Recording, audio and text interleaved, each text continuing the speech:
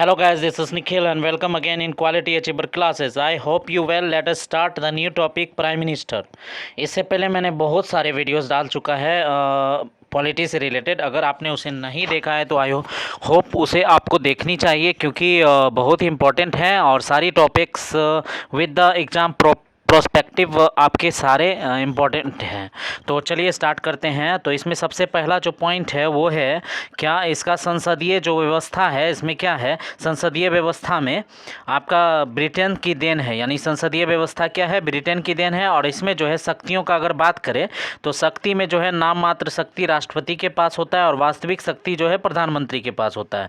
इसके कुछ अनुच्छेद हैं जो अगर हम लोग बात करें तो कौन कौन से हैं, तो वो हैं आपका अनुच्छेद 74, जिसमें मंत्री परिषद के समस्त विवरणों को दिया गया है। और अनुच्छेद अगर 75 की अगर हम लोग बात करें तो उसमें जो है कि 75 में जो है प्रधानमंत्री से रिलेटेड तथा मंत्री के कुछ विशेष अनुच्छेदों का चर्चा किया गया है। और जो है इसके लोकसभा या राज्यसभा के मतलब बातों को अगर ध्यान में रखा जाए तो क्या है, किसी भी सदन के मतलब कि इसमें होने के लिए यानी प्रधानमंत्री बनने के लिए क्या होना चाहिए, तो इसमें लोकसभा या राज्यसभा में से किसी भी सदन का सदस्य को प्रधानमंत्री नियुक्त किया जा सकता है। और साथ ही साथ याद रहना चाहिए कि श्रीमती हो गया और श्रीमती इंदिरा गांधी और डॉक्टर मनमोहन सिंह जो है राज्यसभा का सदस्य थे के रूप में जो है प्रधानमंत्री बने थे। और लोकसभा के सदस्य का न्यूनतम जो आयु है 25 वर्ष है और राज्यसभा के सदस्यों का न्यूनतम आयु 30 वर्ष है। इसलिए प्रधानमंत्री बनने का न्यूनतम आयु 25 वर्ष है। ठीक है।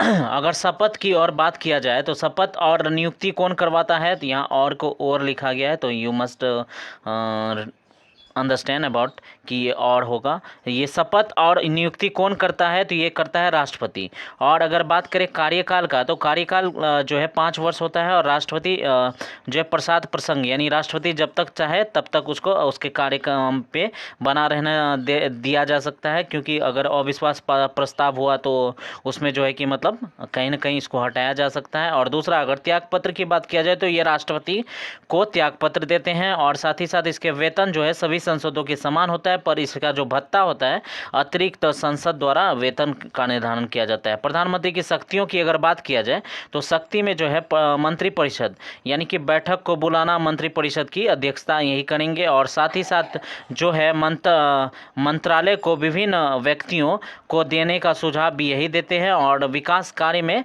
प्रधानमंत्री की निगरानी में किया जाता है। और नेक्स्ट अगर बात किया जाए तो वो राष्ट्रपति के संबंध में की सलाह प्रधानमंत्री द्वारा दिए जाते हैं और नियुक्ति संबंधी सलाह जो है दिया जाता है। और योजना एवं विकास की बातों को राष्ट्रपति को अवगत कराया जाता है।